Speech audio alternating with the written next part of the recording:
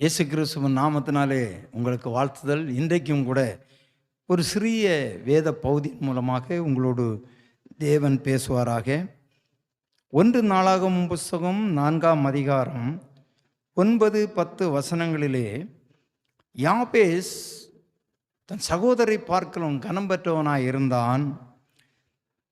தன் தாய் அவனை துக்கத்தோடு பெற்றேன் என்று சொல்லி அவனுக்கு யாபேஸ் என்று பெயரிட்டாள் என்று வேதம் சொல்லுகிறது.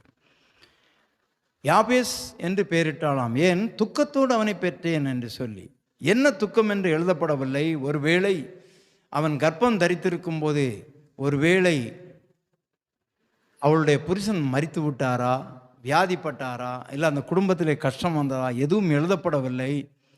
ஆனால் அவள் துக்கத்தோடு அந்த பிள்ளையை பெற்றேன் என்று சொல்லி அவனுக்கு யாபேஸ் என்று பெயரிட்டிருக்கு. எனவே அவனை கூப்பிடும் போதெல்லாம் அந்த யாபேஸ் என்றால் ஒருவேளை அவர்கள் ஊர் வழக்கத்தின்படி துக்கம் என்று கூப்பிட்டிருப்பார்கள். ஆனால் அவன் என்ன ஒரு முடிவுக்கு வருகிறான். 10ஆம் வசனத்தில் யாபேஸ் இஸ்ரவேலின் தேவனை நோக்கி, தேவரீர் என்னை ஆசீர்வதித்து என் எல்லையை பெரிதாக்கி உமது கரம் என்னோடு இருந்து தீங்கு என்னை துக்கப்படுத்த அதுக்கு விலைக்கு காத்தள்ளும் என்று வேண்டிக் கொண்டானாம்.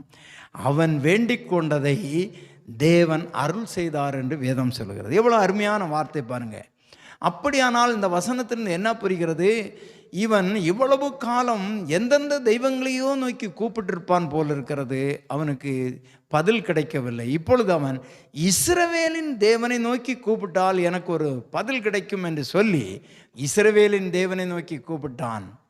அந்த கூப்பிட்டதுக்கு ஆண்டவர் உடனடியாக அவனுடைய ஜெபத்தை கேட்டார் என்று வேதாகமத்திலே சொல்லப்பட்டிருக்கிறது. அன்பு தெய்வ பிள்ளைகளே, யாபேசை குறித்து இந்த முழு வேதாகமத்திலும் இந்த 2 வசனம்தான் சொல்லப்பட்டிருக்கிறது. எனவே ஒரு மனிதன் பாருங்க, அவனுடைய வாழ்க்கையிலே துக்கம், வேதனை, அவனை அழைப்பவர்களே துக்கம் என்று அழைத்தாலும் கூட அவன் இஸ்ரவேலின் தெய்வத்தை நம்பி அவரை நோக்கி அவன் ஜெபித்தான் என்று இங்கே பார்க்கிறோம். தேவனை நோக்கி அவன் சொன்னானாம்.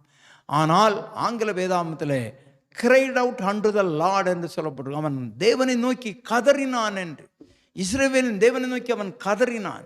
எனவே அவனுக்கு ஒரு பெரிய விடுதலை ஆண்டவர் கொடுத்து அவனுடைய விண்ணப்பத்தை அவர் ஏற்றுக்கொண்டு என்ன நடந்தது பாருங்க. அவனு ஆண்டவர் ஆண்டவருடைய கரம் அவனோடு கூட இருந்து அவர் எல்லையை பெரிதாக்கி தீங்கு துக்கப்படுத்தாதபடி விலைக்கு காத்து கொண்டாராம். எனவே உங்களுக்கும் என்ன துக்கம் இருந்தாலும் தெய்வம் உங்கள் துக்கத்தை நீக்கி உங்களை காப்பாற்றுவார். அவரை நோக்கி கூப்பிடுங்கள். கர்த்தர் உங்களை ஆசீர்வதிப்பார்.